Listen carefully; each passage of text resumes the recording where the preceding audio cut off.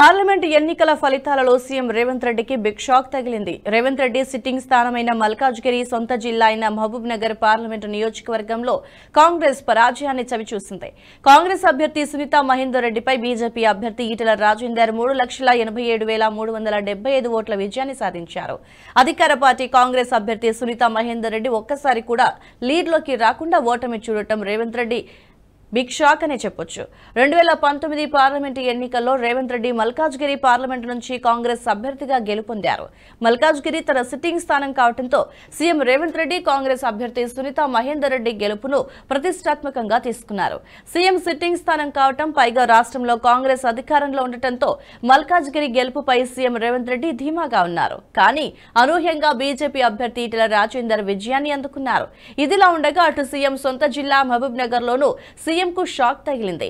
మహబూబ్ నగర్ జిల్లా వంశీచంద్రరెడ్డిపై బీజేపీ అభ్యర్థి డీకే అరుణ 3,000 ఓట్ల మెజార్టీతో విజయాన్ని సాధించింది. సీఎం ప్రతిష్టాత్మకంగా తీసుకుని 8 సార్లు వెళ్లి ప్రచారం చేసినా కాంగ్రెస్ విజయం వరించలేకపోయింది.